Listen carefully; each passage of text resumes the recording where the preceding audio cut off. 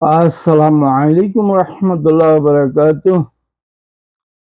ত্রয়োদশ জাতীয় সংসদ নির্বাচনের পর ভাবছিলাম দেশে মব সন্ত্রাস বন্ধ হবে, মব সৃষ্টি করে কাউকে আর হত্যা করা হবে না, মানুষ তার স্বাভাবিক জীবনযাপন করতে পারবে, নিরাপদভাবে চলাফেরা করতে পারবে, তার স্বাধীন মত প্রকাশ করতে পারবে, তার যার যার যে কর্ম সেই কর্ম করতে পারবে। দুঃখের সাথে বলতে হচ্ছে, কিছুদিন আগে তথাকথিত একজন পীর, যাকে মব সৃষ্টি করে তার বাড়ি ভাঙ্গা হলো, তার অর্থ লুটপাট করা হলো এবং পিটিয়ে তাকে হত্যা করা হলো। সোশ্যাল মিডিয়াতে কারা সেখানে গেলেন, কারা পিটিয়ে হত্যা করলেন, কারা জড়িত ছিলেন, কারা লুট করলেন, বাড়িঘর ভাঙলেন, সবই মোটামুটি সবাই দেখছেন, সারা বাংলাদেশের মানুষ দেখছেন। মজার বিষয় হলো, সরকার বা তার পুলিশ দেখেন নাই, এখনো পর্যন্ত সেই মব সৃষ্টিকারীদেরকে ধরা হয় নাই, সেই জঙ্গিদেরকে ধরা হয় নাই। জঙ্গিরা বহাল অবস্থায় তারা আছেন, কিন্তু তথাকথিত পীর, তাকে হত্যা করা হলো, তাকে দুনিয়া থেকে চিরতরে বিদায় করে দেওয়া হলো। আমার প্রশ্ন হলো, সেই তথাকথিত পীর, সে অন্যায় করলে, অপরাধ করলে বিচার ব্যবস্থা আছে, বিচার করা যেতে পারে। আদালত কেন, বিচার কেন, আইন কেন? আইন, কিন্তু আদালত বিচার হোক, সেটা সন্ত্রাসীরা, জঙ্গিরা চায় না। জঙ্গিরা চায় নিজেরাই বিচার করবে, সেটাই করলো। সেখানে দেশের প্রচলিত আইন ব্যর্থ। সে যদি তথাকথিত পীর যদি মুসলমান থেকে হিন্দু হয়ে যায়, তাহলে তো তার স্বাভাবিক জীবনযাপন করার অধিকার রাখে, তার স্বাভাবিক মৃত্যু বরণ করার অধিকার রাখে। সে যদি ইসলাম বিদ্বেষী কিছু বলে থাকে, করে থাকে, তাহলে আদালত তার বিচার করবে। কিন্তু জঙ্গিরা তো বিচার করার কেউ না, কিন্তু জঙ্গিরাই বিচার করলো মব সৃষ্টি করে। আর সরকার কিচ্ছু করতে পারলেন না, করার চেষ্টাও করলেন না, এখনো পর্যন্ত কোনো জঙ্গিকে অ্যারেস্ট করলেন না। এটা হলো দেশের নাগরিক হিসেবে প্রত্যেকটা নাগরিকের জন্য দুর্ভাগ্য। আরো মজার বিষয় হলো, দেশের মানবাধিকার নামক কমিশন আছে, একটি মাত্র কথা বললেন না, কোনো বিবৃতি দিলেন না। কোনো দেশ বেসরকারি কোনো এনজিও, কোনো মানবাধিকার সংস্থা ওই তথাকথিত ফিরের মৃত্যু নিয়ে কিছু বললেন না। তাহলে সাধারণ মানুষ, যাদের প্রভাব নাই, যাদের কোনো ক্ষমতা নাই, তারা কি দেশে এইভাবে মরতে হবে জঙ্গিদের কাছে, সন্ত্রাসীদের হাতে? দেশ জঙ্গিদের কবলে চলে যাচ্ছে।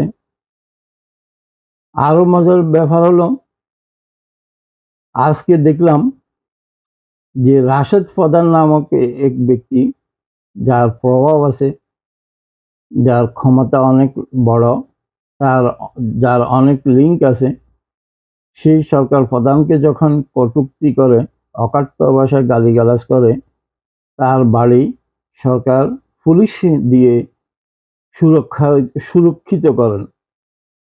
আর তথাকথিত পীর, সেই সাধারণ নাগরিক, তার কোনো আপত্তি নাই, তার কোনো প্রভাব নাই, তার কোনো লিঙ্ক নাই, তার জন্য তাকে পিটিয়ে হত্যা করা যায়। সেখানে সরকার, তার প্রশাসন নীরব। এই যদি হয়, দেশের নাগরিকদের নিরাপত্তা কোথায়? সরকার ভালো করতে চান, অনেক ভালো কাজ করছেন, কিন্তু সরকার যেই নীতি নিয়ে এগুচ্ছেন, নিজের বিপদ নিজেই ডেকে আনছেন।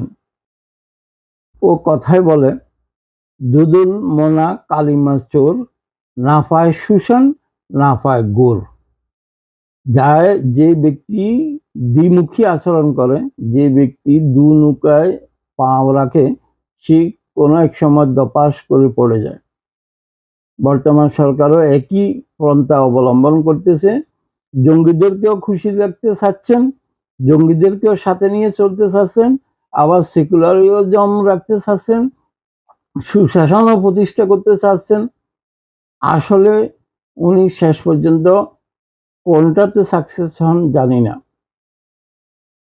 সময় আছে, একটি দিকে যান, সুশাসন প্রতিষ্ঠা করুন, সাধারণ নাগরিকদের নিরাপত্তা দিন, জঙ্গিদেরকে দমন করুন, নাহলে জঙ্গির দিকে পুরোপুরি চলে যান, দেশকে জঙ্গিবাদের করুন, অভয় অরণ্য বানিয়ে দেন। জনগণ বুঝবে সরকার আপনি কি শেষ পর্যন্ত আপনার লক্ষ্য আপনি কতটুকু অর্জন করতে পারেন। আপনি আগামী রাত পোয়ালে সাংবাদিক সম্মেলন ডাকছেন, 2 মাস পূর্ণ হবে আপনার সরকারের ক্ষমতা। সেখানে কি বলবেন আপনি কোন পন্থা অবলম্বন করতে চান, কাকে নিয়ে চলতে চান? সেকুলারিজম, সাধারণ মানুষের নিরাপত্তা, না জঙ্গিবাদের উত্থান, জঙ্গিবাদকে উৎসাহিত করা? আশা করি যদি আমার ভিডিও আপনার আপনার দৃষ্টিগোচর হয়, তাহলে আপনি কালকে সাংবাদিক সম্মেলনে সেই জিনিসটা পরিষ্কার করবেন। যেমন দেখলাম সাধারণ নাগরিক তথাকথিত পীর, সে আপনার সরকার থেকে প্রশাসন থেকে কোনোরকম সহায়তা পেলেন না, নিরাপত্তা পেলেন না, দুনিয়া থেকে চলে যেতে হলো। আবার রাশেদ প্রধান তার বাড়ি পুলিশ পাহারায় আপনি সম্পূর্ণ সুরক্ষা দিলেন। তাই আপনার কাছে প্রশ্ন, আপনি কি জঙ্গিদেরকে উৎসাহিত করতেছেন, না সাধারণ মানুষের প্রধানমন্ত্রী? আশা করি সাংবাদিক সম্মেলনে আপনি পরিষ্কার করবেন আপনার বক্তব্য। বন্ধুগণ, YouTube channel Hasan heist 97, Facebook page Hasan blog heist 97 এর পক্ষে সবাইকে অনুরোধ করব আমার চ্যানেল সাবস্ক্রাইব করুন, ফলো করুন, লাইক কমেন্ট শেয়ার দিন। আল্লাহ হাফিজ।